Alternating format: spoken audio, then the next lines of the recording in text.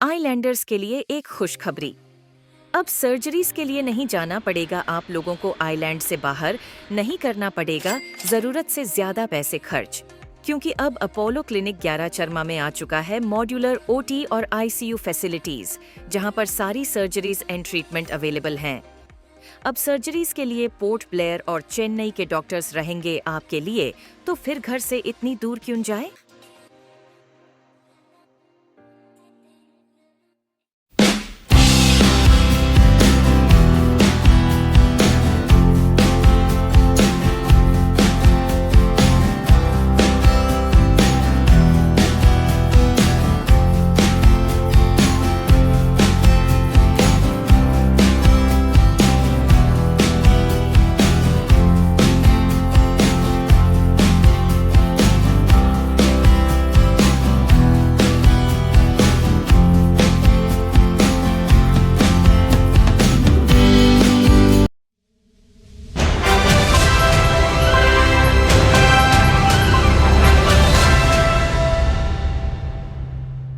साथियों का मैं तहे दिल से नमन करते हुए आपका ग्राम पंचायत रामायण में स्वागत करता हूँ।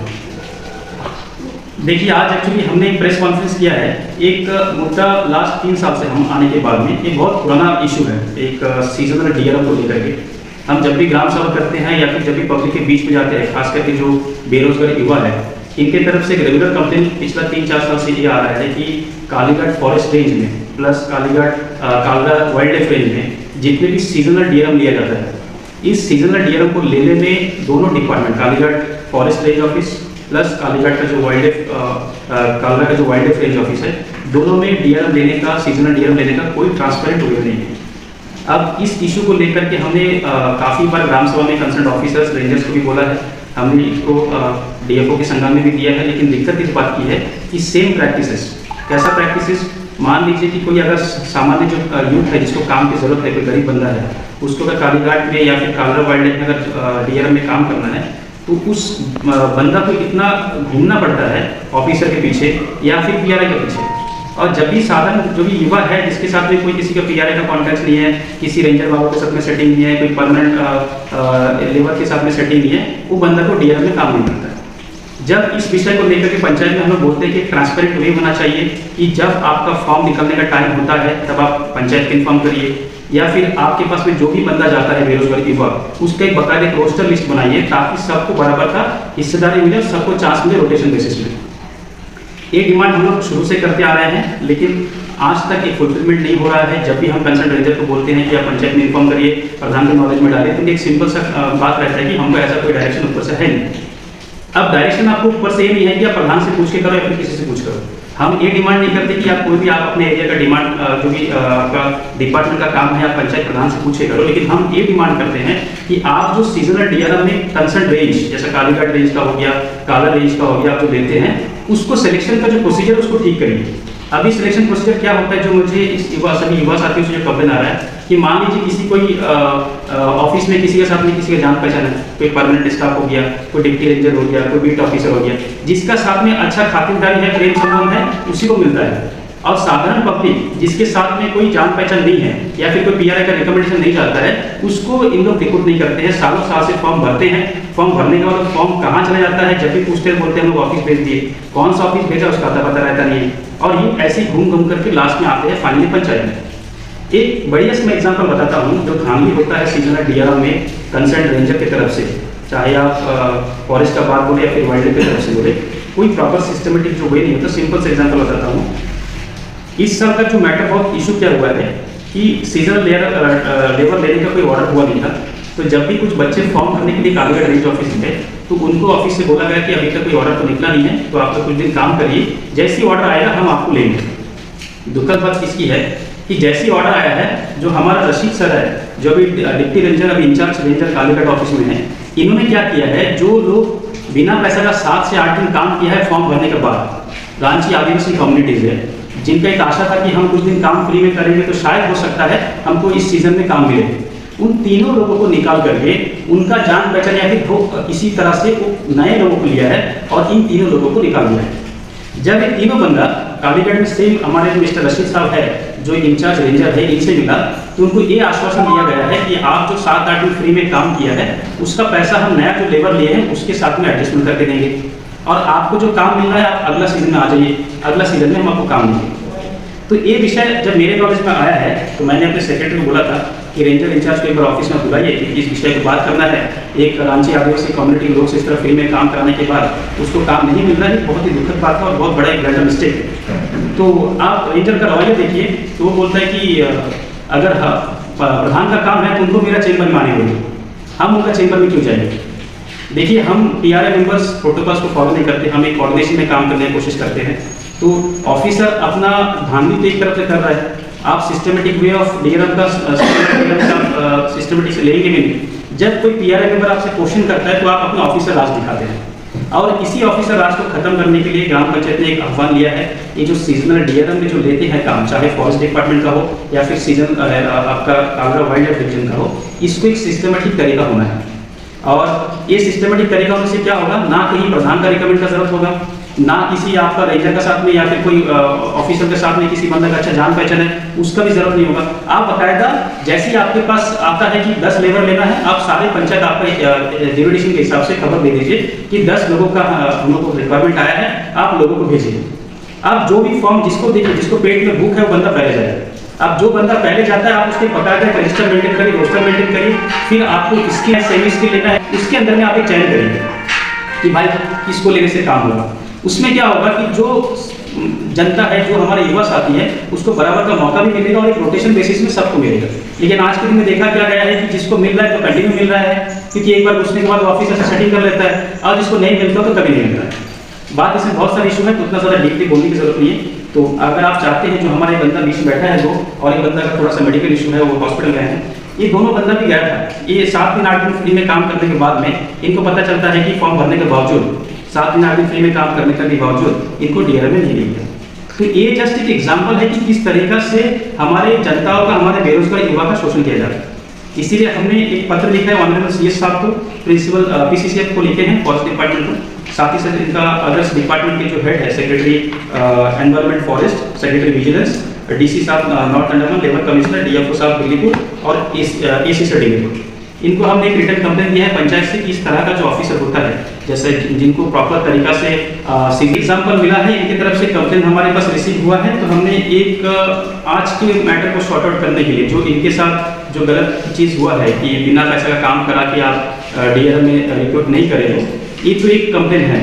और सिमिलर कंप्लेन हमारे जितने भी युवा साथी यहाँ पे हैं, शायद 1-2 साल से घूम रहा है फॉरेस्ट और वाइल्ड लाइफ डिवीजन के पीछे, लेकिन फॉर्म भर रहा है और उसके बाद फॉर्म कहाँ गायब हो जाता है इनको पता नहीं। और अकाउंटेबिलिटी वाला भी कोई बंदा नहीं है, रेंजर से पूछने से बोलता है बीट ऑफिसर के पास जाइए, बीट ऑफिसर पूछने से बोलता है रेंजर के पास जाइए। तो ये जो एक बच्चों के साथ में जो हेराफेरी हो रहा है, इसको परमानेंट अगर सॉल्यूशन करना है तो हमारा एक रिक्वेस्ट है PCCF साहब और CS साहब से, और हमारे यहाँ पे दिल्लीपुर DFO साहब से, कि आप कालीघाट फॉरेस्ट रेंज में या फिर कालरा वाइल्ड लाइफ रेंज में जो भी DRM को लेंगे, वो कब लेते हैं, कैसे लेते हैं, किसी को नहीं पता। इवन प्रधान को पूछने से ही पता नहीं है। हम लोग को पता कब चलता है, जब बच्चे लोग फॉर्म लेकर के भागा दौड़ी शुरू करता है। तो आप सही ढंग का पब्लिसिटी नहीं करते हो, आप सही ढंग का रोस्टर मेंटेन नहीं करते हो, जिसके कारण से या फिर प्रधान का पीछे जनता को भागना पड़ता है या फिर आप ऑफिसर के पीछे भागना पड़ता है। तो ये तो गलत तरीका है। आप DRM को अपॉइंट कर रहे हो, सीजनल DRM को एक तरीका लगाइए, आप एक प्रॉपर रोस्टर बनाइए, प्रॉपर एप्लीकेशन एक नोट बनाइए, रोस्टर बनाइए, या फिर आप एक कमेटी बनाइए जिसमें आप डिसाइड करिए कि भाई 10 लोग आया है, हमको 3 लोगों को लेना है,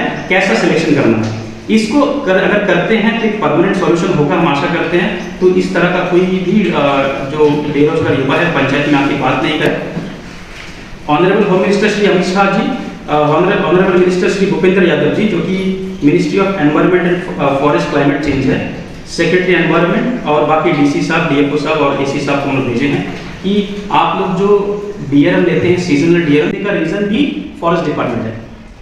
इसलिए है क्योंकि जितने भी कॉटेज का प्रोविजन दिया था, जो 2017 के बाद, अप्रॉक्सीमेटली 2017 के बाद में वो कॉटेज बन रहा है, टूट रहा है, बन रहा है, टूट रहा है, खाली रेनोवेशन हो रहा है, किसी दिन काम रुक रहा है, फिर रेनोवेशन हो रहा है। तो आप जो बात कर रहे हो, जब भी हम फॉरेस्ट से बात करते हैं कि आप हमारे गांव का 2 लड़का को ले लीजिए, तो फॉरेस्ट कंसर्न रेंजर बोलता है सर हमको आउटपुट चाहिए। क्या आउटपुट चाहिए? काम अच्छा तरीके से होना है।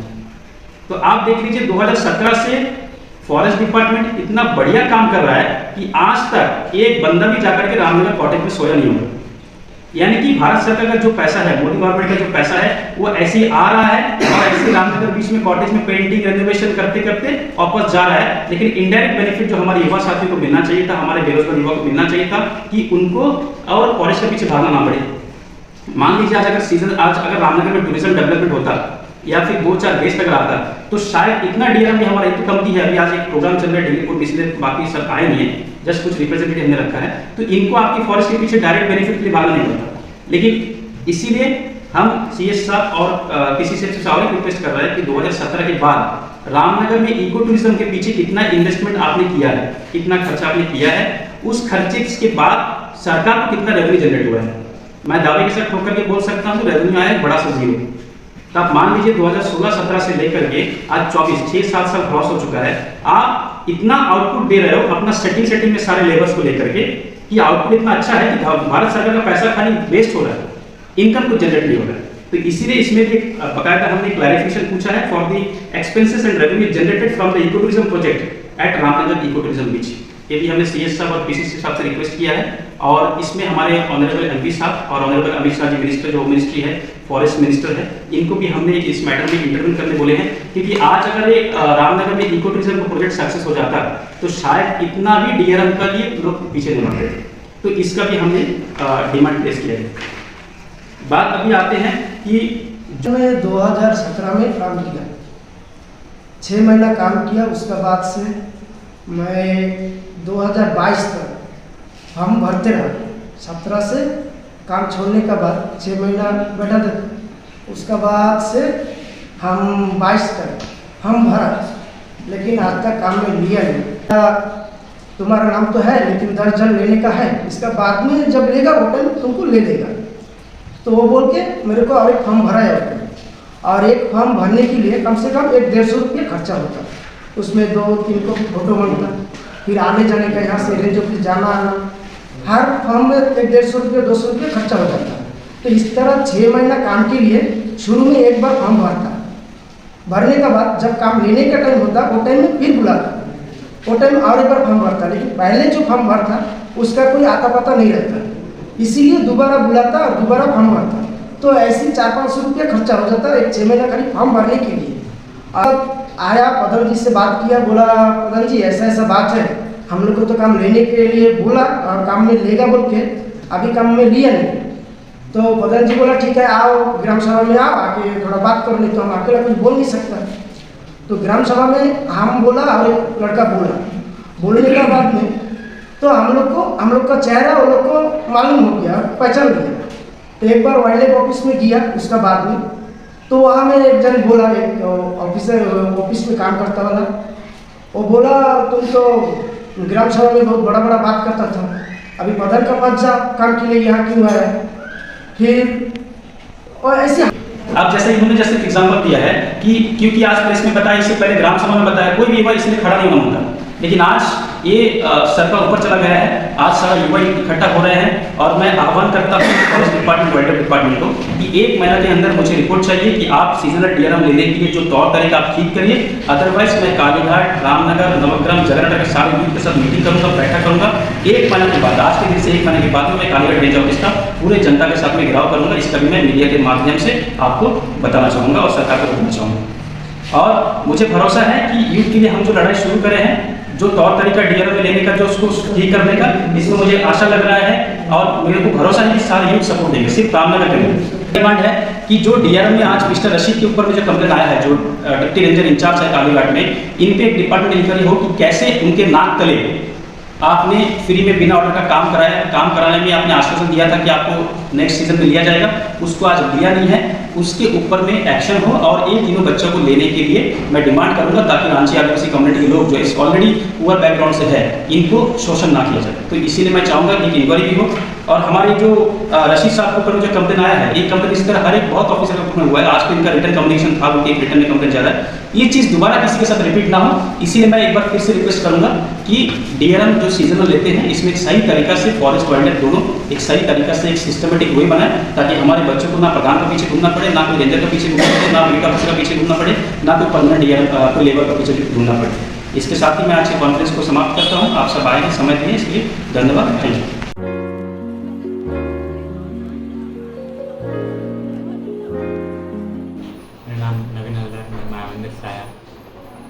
बहुत प्रॉब्लम में था, तो यहाँ पे आया अपोलो पे, बहुत अच्छा है यहाँ पे।